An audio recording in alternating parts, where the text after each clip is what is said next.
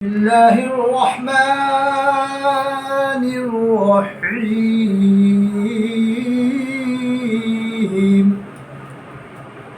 اللہ رب العالمین قرآن حکیم میں فرماتا ہے،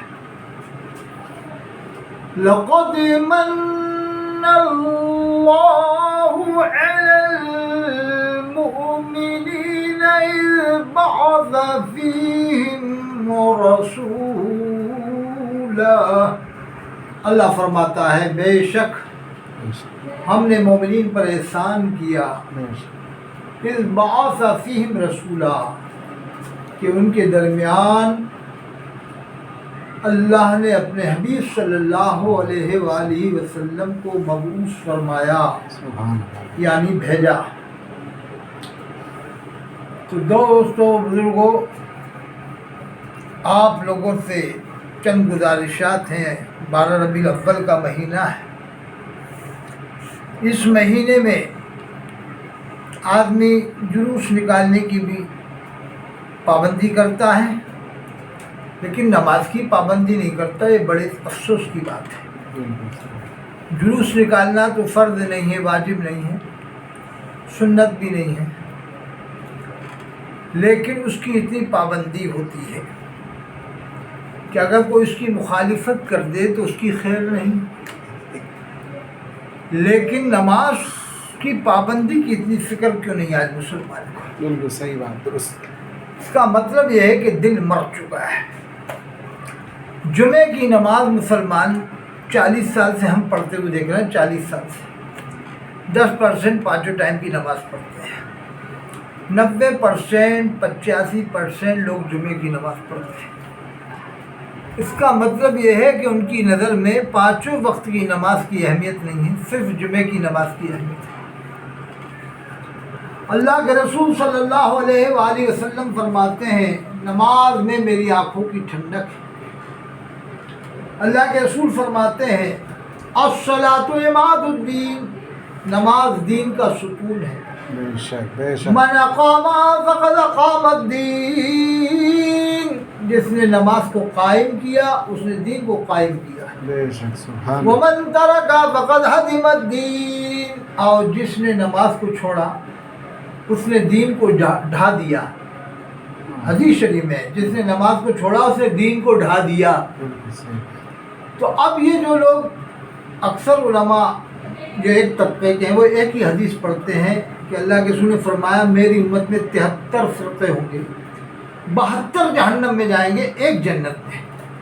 تو کیا یہ جنت میں جائیں گے جو نمازیں چھوڑتے ہیں، جن کے بارے میں اللہ کے رسول نے فرمایا کہ جس نے جان بوجھ کر ایک نماز چھوڑ دی اس نے کفر کیا؟ ایک نماز، جو رات دن پانچوں ٹائم کی نماز چھوڑ رہا ہے وہ کیا ہوا؟ اگر جو لوگ یہ مطلب مان بھی لے جائے، جو لوگ بتاتے ہیں علماء کہ اس کا مطلب ہے کہ کفر کے قریب ہو گیا، چلو تمہارا مطلب بتایا ہوا ہم نے مانا، تو ایک نماز چھوڑنے میں کفر کے قریب ہوا، جو رات دن پانچوں وقت کی نماز چھوڑ رہا ہے وہ کیا ہوا؟ تم ہی بتاؤ، انہی مولویوں سے پوچھا جائے۔ یعنی یہ مولوی لوگ بے نمازیوں کو ایک طرح سے بہادر بناتے ہیں، حوصلہ افزائی کرتے ہیں۔ یعنی نماز کی اہمیت ان لوگوں کے دلوں میں اگر ہوتی تو اسی حساب سے پھر بتاتے، لیکن اس طرح سے بتا دیتے تاکہ بے نمازی لوگوں کی ہمت افزائی، حوصلہ افزائی ہو، وہ اسی طرح سے جمعہ پڑھتے رہیں رات دن، یعنی ساری زندگی۔ جبکہ اللہ کے رسول فرماتے ہیں نماز دین کا ستون ہے، من اقام فقد اقام الدین، جس نے اس کو قائم کیا اس نے دین کو قائم کیا۔ ومن ترکہا، جس نے نماز کو چھوڑا، فقد ہدم الدین، تو اس نے دین کو ڈھا دیا، دین کو چھوڑ دیا۔ اللہ کے رسول تو یہ فرما رہے ہیں، اور یہ مولوی کیا کہہ رہے ہیں کہ مطلب یہ اس طرح سے مطلب بتاتے ہیں کہ نماز چھوڑنے والا زندگی میں نماز چھوڑتا رہے، اس کے اوپر کوئی اثر نہ ہو، یعنی اس طرح سے بتا دیں گے۔ اور ایک ہی حدیث زیادہ بتائیں گے عام طور سے ہر جگہ کہ حضور نے فرمایا میری امت میں 73 فرقے ہوں گے، 72 جہنم میں جائیں گے، ایک جنت میں۔ تو بے نمازیوں کو جنتی بنانا، سود خوروں کو جنتی بنانا، شرابیوں کو جنتی بنانا، اور سٹے خوروں کو، سٹے بازوں کو جنتی بنانا، غریبوں کا حق دبانے والوں کو جنتی بنانا، صرف جمعہ پڑھنے والوں کو جنتی بنانا، اور نمازیوں کو جہنمی بنانا، یہ مولوی نمازیوں کو جہنمی بناتے ہیں اس حدیث کو پڑھنے کے بعد کہ یہ جہنمی ہے، دیوبندی، ندوی، اہل حدیث اور مکہ شریف مدینہ شریف کے لوگوں تک کو مسلمان نہیں مانتے، ان کو بھی اسی 72 فرقوں میں شمار کرتے ہیں۔ وہاں صحابہ کرام کی اولاد ہے، فاروقی عثمانی جب انڈیا میں ہے تو کیا وہاں نہیں ہے؟ جہاں سے آئے ہیں یہ حضرات جو فاروقی لکھتے ہیں، عثمانی لکھتے ہیں، صدیقی لکھتے ہیں، کس وجہ سے لکھتے ہیں؟ ارے صدیق اکبر کی نسبت سے صدیقی، فاروق اعظم کی نسبت سے فاروقی، تو کیا وہاں پر صدیقی فاروقی عثمانی نہیں؟ کیا وہاں صحابہ کرام کی اولاد نہیں ہے مکہ شریف مدینہ شریف میں؟ وہاں امام حسین علیہ السلام کی اولاد، یہ ان کو بھی مسلمان نہیں مانتے۔ کون لوگ؟ جمدہ شاہی والے، مبارک پور اشرفیہ والے، منظر اسلام والے، مظہر اسلام والے علماء رضوی لوگ، ان کو بھی مسلمان نہیں مانتے ہیں۔ اور وہاں سید ہیں امام حسین علیہ السلام کی اولاد، یہ جتنے سید انڈیا میں کہاں سے آئے بتائیں؟ حضرت خواجہ مرشد ہندوستان حضرت شیخ محی الدین چشتی سنجری اجمیری رحمۃ اللہ علیہ ہندوستان تشریف لائے، مدینہ شریف سے ہی تو تشریف لائے، اور بھی جتنے سید ہیں مدینہ شریف سے ہی تو ان کا رشتہ ہے۔ اب یہ سید ہی بتائیں جو انڈیا میں سید ہیں کہ جب آپ کا رشتہ مدینہ شریف سے ہے، جب یہ جڑ و بنیاد پہ یہ بریلی والے حملہ کر رہے ہیں، وہاں کے لوگوں کو مسلمان نہیں مانتے، تو پھر ان سیدوں کا کیا ہوگا؟ ان سیدوں کا کیا ہوگا جس خاندان میں حضرت امام مہدی علیہ السلام پیدا ہوں گے، لکھا ہوا ہے کتابوں، ان کے والد کا نام عبداللہ ہوگا، والدہ کا نام آمنہ ہوگا۔ تو اب یہ سید لوگ سوچیں ذرا، اپنی زبان کب کھولیں گے؟ یہ جو سید انڈیا میں زبان کب کھولیں گے؟ کیا اسی لیے زبان نہیں کھولیں گے کہ بریلی والے ناراض ہو جائیں؟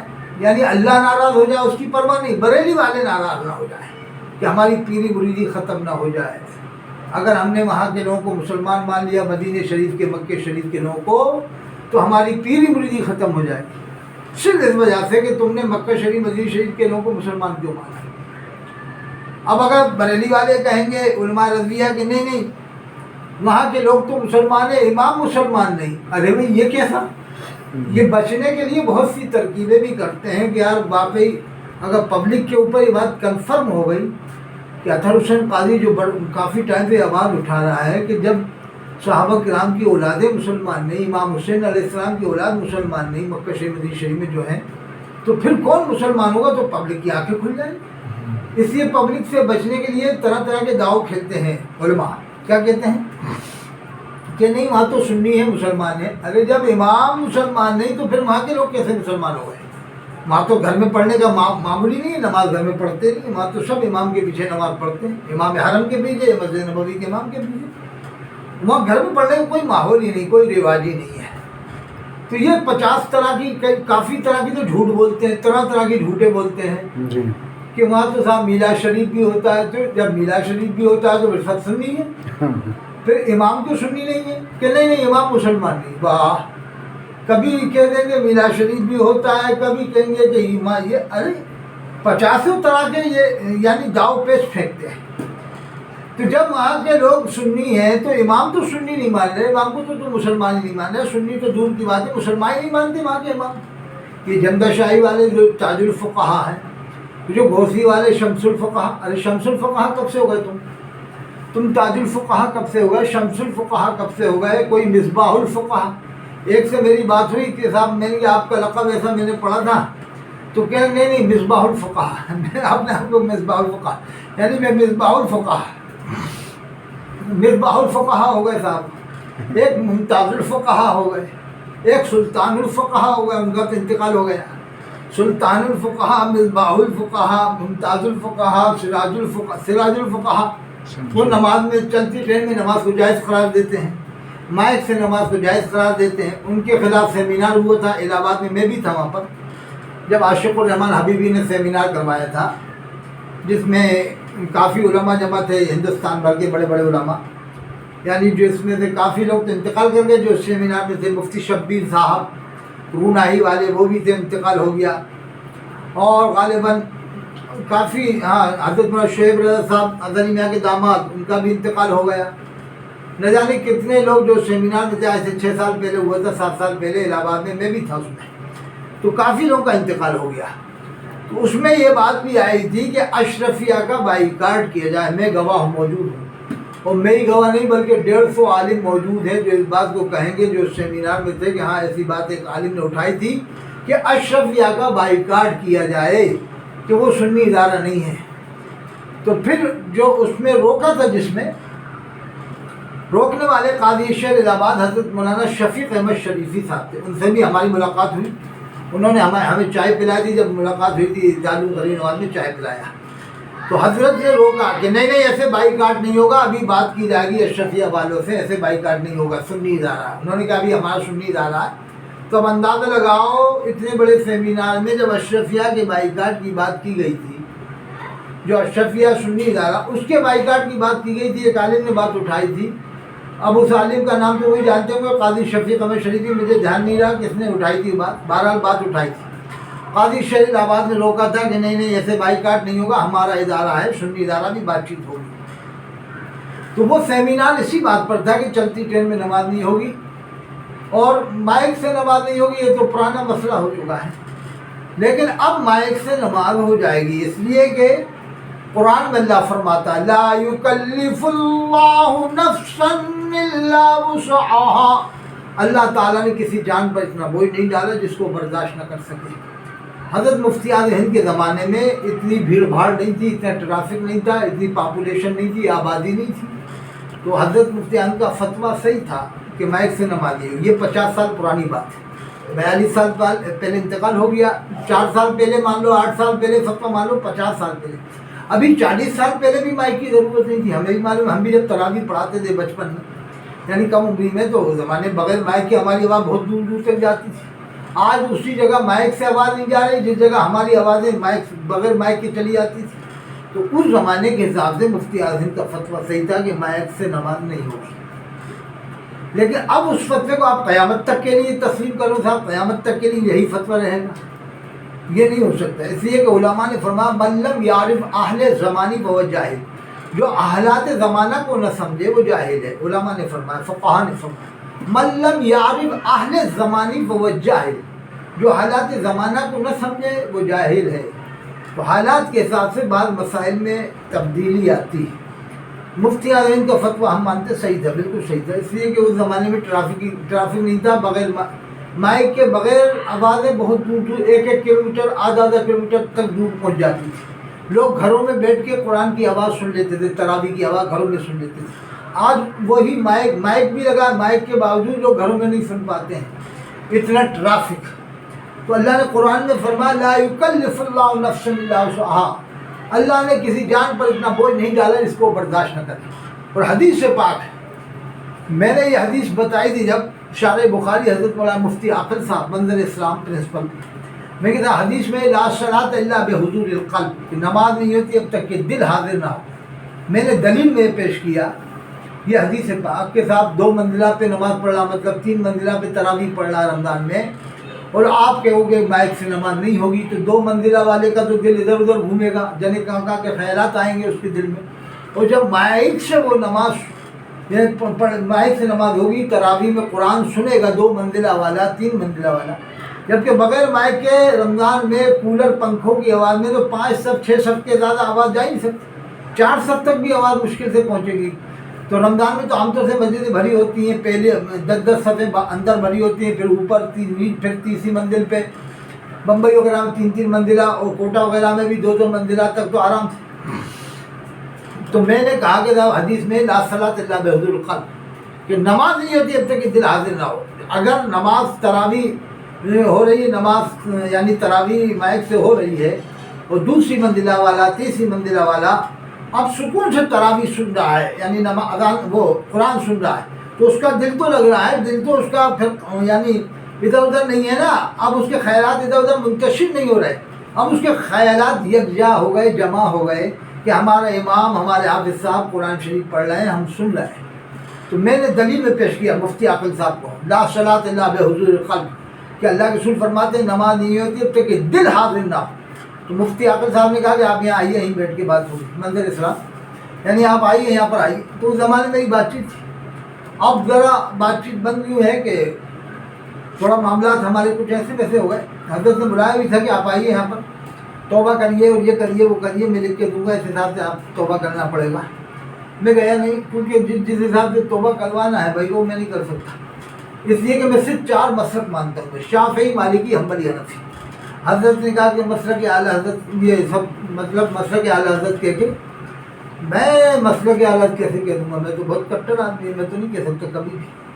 کیا ہے میرا مرید ایک بھی رہے نہ رہے، سارے مرید دوسروں کے ہو جائے، میں اس کی کوئی پرواہ نہیں کرتا. جو حق ہوتی ہے وہی بات کرتا ہوں کہ 4 مسلک تو صرف 4 مسلک، 5واں مسلک کا تو نعرہ لگنا ہی نہیں چاہیے. یہ تو انتشار پیدا ہو رہا ہے قوم میں، اختلاف پیدا ہو رہا ہے قوم میں.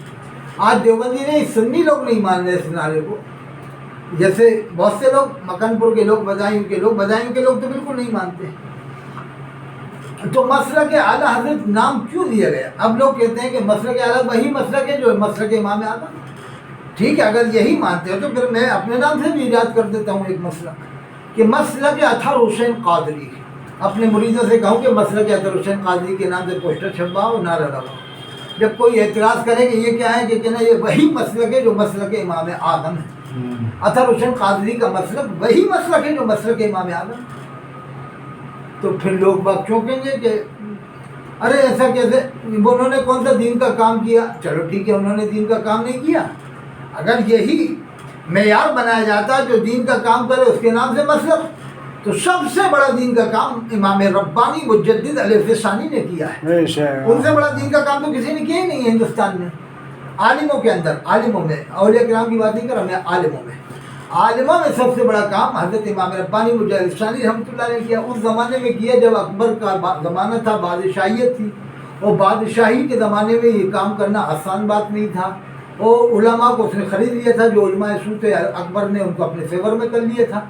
اس زمانے میں عالم بھی اتنے زیادہ نہیں تھے، اس زمانے میں دین کی تجدید کرنا آسان بات نہیں تھا. تو پھر مسلک کا نام پھر ان کے نام سے چلانا چاہیے، مسلک امام ربانی مجدد علیہ ثانی. اگر یہی معیار بنتا ہے کہ صاحب جو دین کا کام کرے اس کے نام سے مسلک، تو پھر 5واں مسلک ان کے نام سے ہونا چاہیے، مسلک امام ربانی مجدد علیہ ثانی. لیکن دنیا میں آج تک کہیں بھی ہم نے نہیں سنا، کسی کے منہ سے نہیں سنا، آج تک میں نے نہیں سنا کہ کسی نے مسلک امام ربانی کا کہیں بھی نعرہ لگایا. نہ تو دیوبندیوں نے لگایا، نہ بریلویوں نے لگایا. جبکہ دیوبندی بھی انہیں مانتے ہیں، بریلوی بھی مانتے ہیں، لیکن آج تک بریلویوں نے بھی ان کے نام سے نعرہ نہیں لگایا مسلک امام ربانی کے نام سے. اور رامپور میں تو مسلک امام ربانی سے لوگ نعرہ امام ایک بھی امام نہیں لگائے گا. رامپور کے لوگ تو مجدد حضرت حافظ شاہ جمال اللہ رامپوری کو بھی نہیں مانتے. وہاں کے جو بریلوی امام ہے ایک بھی امام نہیں مانتا ان کو مجدد، جبکہ مجدد ہے حضرت حافظ شاہ جمال اللہ رامپوری رحمۃ اللہ علیہ مجدد، اپنے علاقے رامپور کے مجدد ہیں. اور بریلی والے بھی مجدد حضرت شاہ نیاز بے نیاز بریلوی رحمۃ اللہ علیہ کو نہیں مانتے، جبکہ وہ بہت بڑے مجدد ہیں اپنے وقت کے. حضرت شاہ نیاز بے نیاز بریلوی رحمۃ اللہ علیہ، ان کی آپ کراماتیں دیکھو کتابوں یا آپ سنو، آپ ہسٹری دیکھو تو آپ کو معلوم ہوگا حضرت شاہ نیاز بے نیاز بریلوی رحمۃ اللہ علیہ کتنے بڑے مجدد ہیں. ان کے نام سے کیوں مسلک نہیں چلا؟ مسلک شاہ نیاز بے نیاز بریلوی، مسلک حافظ شاہ جمال اللہ رامپوری. اور ایک اور مجدد ہے بریلی میں حضرت شاہ دانا رحمۃ اللہ علیہ، وہ بہت بڑے مجدد ہیں، ان کو بھی بریلی والے علماء رضوی مجدد نہیں مانتے، جبکہ بہت بڑے مجدد ہیں. تو ان کے نام سے کیوں نعرہ نہیں لگا مسلک شاہ دانا رحمۃ اللہ علیہ؟ جب یہی معیار ہے کہ صاحب جس نے کتابیں لکھی ہوں، تو کتابیں لکھنے والے تو بہت سارے عالم ہوئے. علامہ طاہر القادری نے 1000 کتابیں لکھ دی، تو کیا مسلک علامہ طاہر القادری کا نعرہ لگے گا؟ علامہ طاہر القادری صاحب نے 1000 کتابیں لکھی ہیں، اس کا کیا مطلب ہوتا ہے؟ اب اگر مریدوں کے دم پر مسلک کا نعرہ لگایا جائے کہ صاحب ان کے مرید زیادہ ہیں، تو پھر تو ایسے تو بہت سے لوگوں کے مرید ہوئے ہیں. آل رسول حضرت پیر ثقلین میاں صاحب رحمۃ اللہ علیہ کے بھی بہت مرید ہیں، لاکھوں مرید ہیں. آل رسول حضرت پیر ثقلین میاں صاحب رحمۃ اللہ علیہ کے بہت بڑی تعداد میں مرید ہیں. اور بھی میں آپ کو بتا سکتا ہوں، جیسے آل رسول حضرت کیا کہتے ہیں پیر ذوالفقار صاحب کے بھی بہت سارے مرید ہیں، تو کیا ان کے نام سے نعرہ لگایا جائے؟ اسی طرح آل رسول حضرت مولانا قاری ظہیر صاحب جو امام اسماعیل حبیب مسجد کے آل رسول بھی ہیں، کیا ان کے نام سے مسلک کا نعرہ لگایا جائے کہ انہوں نے تفسیر سنائی ہے قرآن کی؟ اور سب سے بڑے مفسر ہیں بھی دنیا کے بریلی جماعت میں، ان سے بڑا کوئی مفسر نہیں ہے. تو کیا آل رسول حضرت مولانا قاری ظہیر صاحب کے نام سے مسلک چلایا جائے کہ مسلک آل رسول حضرت قاری ظہیر خان صاحب امام اسماعیل حبیب مسجد ممبئی؟ اگر یہی معیار ہے کہ جو دین کا کام کرے یا تفسیر لکھے تو پھر تو بہت سے مفسر انڈیا میں ان کے نام سے مسلک بنایا جائے. مسلک صرف 4 ہی ہیں: شافعی، مالکی، حنبلی، حنفی. شافعی، مالکی، احمدی، امام حنیف. 4 باغ امامت پہ لاکھوں سلام. 4 باغ، یہ 4 باغ امامت، سمجھ لے آپ. تو بس مسلک 4 ہی رکھو. اب انہوں نے مونوگرام بھی بنا لیا 5ویں مسلک کا، جیسے شافعی، حنبلی، حنفی، مالکی، تو اس کا بھی مونوگرام بن گیا 5ویں مسلک کا. رضوی امام بھی ہو گیا، اس کی کتاب بھی ہو گئی. یہ کیا مطلب ہے یار؟ یہ سب ایسی باتیں نہیں کرنا چاہیے. میں نے پرواہ نہیں کی، جبکہ مفتی عاقل صاحب بہت قابل عالم ہے، اگر میں ان کی بات مان لیتا تو میرا کتنا بڑا ماندان ہوتا اس طبقے میں. لیکن میں نہیں گیا. مجھے یاد ہے اچھی طرح سے، میری حضرت سے بات ہوئی تو میں اس وقت بھروچ میں تھا جب مولانا شاکر رضوی صاحب کا اجتماع ہو رہا تھا سنی داسا میں. میں اس میں شریک ہونے گیا تھا، جیل کے سامنے ان کا اجتماع ہوتا ہے. تو اب حضرت مولانا شاکر نوری صاحب بہت اچھی تقریر کرتے تھے آج سے 15 سال پہلے. اب وہاں پر انہوں نے سنی وہابی کرنا شروع کر دیا، ایسا ترجمہ کیا ویسا کیا. وہی بھروچ کے اجتماع میں اٹھ کے آ گئی. میں نے سنی نہیں تقریر، میں تو ادھر ادھر ٹھہرنے لگا. پہلے ان کی تقریر بہت زوردار اثردار ہوتی تھی، لیکن اب یہ کیا ہے، سنی وہابی بار بار کرنے سے اثر ختم ہو جاتا ہے. آپ تقریر کرو صاحب جیسے پہلے کرتے تھے 15 سال پہلے، بہت شاندار تقریر ہوتی تھی، اور اب بھی وہ شاندار کر سکتے ہیں. لیکن یہ باتوں سے دور ہو جائیں. کیا سنی نے لکھا وہابی، یہ دیکھو سب کی کتابوں میں کچھ نہ کچھ غلطی ہے. اگر غلطی دیکھو گے تو دیوبندی آپ کی کتابوں میں بتاتا، آپ اس کی کتاب بتا، اس سے کوئی فائدہ نہیں ہے قوم کو کوئی. نہ تو دیوبندیوں کو آج تک بریلوی ختم کر پائے، نہ بریلویوں کو آج تک دیوبندی ختم کر پائے، نہ اہل حدیث کو دیوبندی بریلوی مل کے ختم کر پائے. یہ دیکھو کوئی ختم نہیں کر پایا، نہ دیوبندیت کو ختم کر پایا کوئی، نہ بریلویت کو، نہ اہل حدیث کو. ہاں یہ ضرور ہوا کہ کہیں دیوبندی دار تھے تو بریلوی ہو گئے وہاں پر، کہیں بریلوی دار تھے تو وہ دیوبندی ہو گئے. جیسے بمبئی میں دیوبندی زیادہ ہو گئے 40%، تو دلی میں بریلوی پیدا ہو گئے. جہاں دیوبندی جہاں بریلوی پیدا ہو گئے. تو یہ تو ہو رہا ہے کہ ایک دوسرے کی جگہوں پہ لوگ قبضے کر رہے ہیں، لیکن اس سے کوئی فائدہ نہیں. تو میرا کہنے کا مطلب یہی ہے کہ 5 وقت کی نماز پابندی سے پڑھو. اللہ کے رسول فرماتے ہیں نماز میں میری آنکھوں کی ٹھنڈک ہے، نماز میں میری آنکھوں کی ٹھنڈک ہے. اللہ کے رسول نے فرمایا جس نے نماز کو چھوڑ دیا اس نے دین کو چھوڑ دیا. اور پیران پیر شیخ عبد القادر جیلانی رحمۃ اللہ علیہ فرماتے ہیں جو نماز نہیں پڑھتا اسے مسلمانوں کے قبرستان میں دفن مت کرو. کتنا آپ جو ہے کہ اس سے ناراض ہے بے نمازی سے. اور ایک جگہ اور لکھا ہے کہ 3 دن تک نماز پڑھنے کا کہو، نہیں پڑھے تو اس کو قتل کرنا جائز لکھا ہے پیران پیر میں. 3 دن تک اگر نماز نہ پڑھے کہنے کے باوجود. اور امام شافعی کا ان کا بھی ایسی فتویٰ ہے اگر اسلامی حکومت ہو تو. اب آپ لوگ پیری مریدی کرتے ہیں، ان کے سلسلے میں مرید کرتے ہیں، بے نمازیوں کو بھرے چلے جا رہے ہیں، مرید بنانے چلے جا رہے ہیں. شرم نہیں آتی تم لوگوں کو قاضی سلسلے والوں کو مرید کرنے میں کہ بے نمازیوں کو بھرے چلے جا رہا مرید کرتے ہیں؟ تمہارے اگر مرید نمازی ہوتے، ہندوستان میں آج کتنے پیر ہیں، ہزاروں کی تعداد میں پیر ہیں، اگر یہ نمازی بناتے تو کیا یہ حالت ہوتی؟ جمعہ آج مسلمان جمعہ پڑھتا؟ آج سب پیروں کے مرید وہی جمعہ کی نماز پڑھ رہے ہیں عام طور سے جمعہ، اور باقی عام طور سے 10% لوگ نماز پڑھتے ہیں.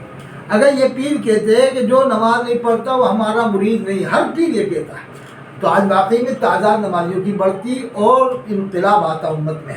لیکن ان پیروں کو کوئی ایسا مطلب نہیں ہے. یہ سوچتے ہیں اپنا پیٹ بھرو، بینک بھرو، اپنی تعداد بتاؤ کہ کوٹا میں ہمارے اتنے مرید ہیں، جے پور میں اتنے مرید ہیں، بمبئی میں اتنے، بس یہ تعداد دکھانے میں. جبکہ حضرت نوری میاں رحمۃ اللہ علیہ نے لکھا ہے شریعت طریقت جو کتاب ہے کہ اے آدمی، اے انسان، اے نمازی، تو نماز میں اللہ سے جھوٹ بولتا ہے. تو کہتا ہے اللہ سے وَنَخْلَعُ وَنَتْرُكُ مَن يَفْجُرُكَ، ہم علیحدہ ہوتے ہیں، وَنَتْرُكُ چھوڑتے ہیں مَن يَفْجُرُكَ جو تیری نافرمانی کرتا ہے. حضرت نوری میاں رحمۃ اللہ علیہ لکھتے ہیں کہ تو بے نمازیوں کو کب چھوڑتا ہے، تو نافرمانوں کو کب چھوڑتا ہے؟ بے نمازی سے بڑا نافرمان تو کوئی ہے ہی نہیں دنیا میں. تو حضرت نوری میاں کہتے ہیں تو اللہ سے کہتا ہے اور نماز میں جھوٹ بولتا ہے، وَنَخْلَعُ ہم علیحدہ ہوتے ہیں، وَنَتْرُكُ چھوڑتے ہیں مَن يَفْجُرُكَ جو تیری نافرمانی کرے. اور تو نافرمانوں کو گلے لگاتا ہے، یعنی بے نمازیوں کو، سود خوروں کو، اور شرابیوں کو، گنجیڑیوں کو، بھنگیڑیوں کو، جمعے کی نماز پڑھنے والوں کو. اور آج یہ پیروں کا بھی یہی حال ہے. نماز میں ضرور یہ پڑھتے ہیں، دعائے قنوت میں کہتے ہیں ہم علیحدہ ہوتے ہیں، چھوڑتے ہیں جو تیری نافرمانی کرے. اور بے نمازیوں کی کثرت ہے ان پیروں کے پاس میں، بے نمازیوں کو مرید بھی بناتے ہیں. اگر نمازی بناتے تو یہ جمعہ کی نماز کیوں پڑھتے مرید لوگ؟ اس کا مطلب یہ کہ عام طور سے ہر پیر کو یہ فکر نہیں ہے کہ ہم نمازی بنائیں. اگر یہ فکر ہو جاتی تو آج باقی قوم میں انقلاب ہو جاتا. میں دو چیزوں پہ زور دیتا ہوں، ایک پانچوں وقت کی نماز، ایک حلال روزی کا پابند بنانے کی کوشش کرتا ہوں میں، اور میں اس کی پرواہ نہیں کرتا کہ میرا مرید ادھر ہو جائے. میں نے تو کہہ رکھا کہ میرا مرید جو نماز نہیں پڑھتا، حلال روزی نہیں کھاتا، کسی سے بھی مرید ہو جائے مجھے کوئی مطلب نہیں، میرے پاس بھی نہ ہے، مجھے اس کی کوئی ضرورت ہی نہیں. بھائی کیا مطلب آ رہا ہے مجھے اس کے پاس بٹھانے کا؟ اسے تو میں بے نمازی کو دیکھ کے مجھے نفرت پیدا ہوتی ہے. میں نے تو کہہ دیا جو بے نمازی ہے، نماز نہیں پڑھ سکتا ہو اور اس کے اندر جو ہے نماز پڑھنے کی ہمت نہ ہو، حلال روزی کھانے کی اس کو توفیق نہ ہو، تو کسی اور سے مرید ہو جائے. ہم نے تو اجازت دے دی، پرماننٹ اجازت دے دی ہے. بے نمازی کے بارے میں کتنے عذابات ہیں قرآن میں. اللہ نے فرمایا فخلف من بعدهم خلف اضاعوا الصلاۃ. اللہ فرماتا ہے نیک لوگوں کے پیچھے ایسے ناخلف آئے جنہوں نے نمازیں برباد کی، واتبعوا الشہوات، اپنی نفسانی خواہشات میں مبتلا ہوئے. اللہ فرماتا فسوف یلقون غیا، ہم عنقریب ان کو وادی غی میں داخل کریں گے. وادی غی کے بارے میں علماء نے کہا ہے جہنم کے اندر سب سے نیچے طبقہ ہے، جس سے جہنم اتنا خطرناک ہے کہ ایک سوئی کے سوراخ کے آپ دنیا میں کھول دیا تو جتنے بھی جانور ہیں، انسان ہیں، سب مر جائیں گے. ایک سوئی کے سوراخ کے برابر کھول دیا جائے جہنم. وہ جہنم بھی 1000 بار روزانہ اللہ سے پناہ مانگتا ہے، یا اللہ مجھے اس وادی سے بچا لینا جس میں تو بے نمازیوں کو داخل فرمائے گا. یہ قرآن میں اللہ نے فرمایا ہے. تو یہ اگر عالم لوگ کوشش کرتے آج کہ جمعے کا دن تھا، یہ کہتے بھائی لوگ یہ دیکھو بل آیا ہوا وقف کا بل، اگر تمہاری یہی حالت ہے تم اسی طرح جمعہ پڑھتے رہے تو آئے دن تمہارے اوپر مصیبتیں آتی رہیں گی، آئے دن آئیں گی. ابھی اگر مان لو بل کی مصیبت سے بچ بھی گئے تو پھر دوسری مصیبت شروع ہو جائے گی، کیونکہ اللہ نے قرآن میں فرمایا میں یعش عن ذکر الرحمن، جو رحمان کے ذکر سے منہ موڑے گا، اللہ نے فرمایا نقیض له شیطان، ہم اس کے اوپر شیطان کو مسلط کر دیں گے. اگر تم اسی طرح جمعہ پڑھتے رہے اور پانچوں ٹائم سے تم جو ہے کہ نماز نہیں پڑھی اور حلال روزی نہیں کھائی، گناہوں سے باز نہیں آئے، اگر تم نے یہی اپنا طریقہ رکھا کہ ہم جمعہ ہی پڑھیں گے، تو پھر یاد رکھنا اگر یہ بل والی بات سے تم بچ بھی گئے تو پھر آئندہ اور تم اوپر اور دوسری نئی طرح کی مصیبت آئیں گی. قرآن میں اللہ نے فرمایا جو رحمان کے ذکر سے منہ موڑے گا نقیض له شیطان، تو ہم اس پر شیطان کو مسلط کر دیں گے.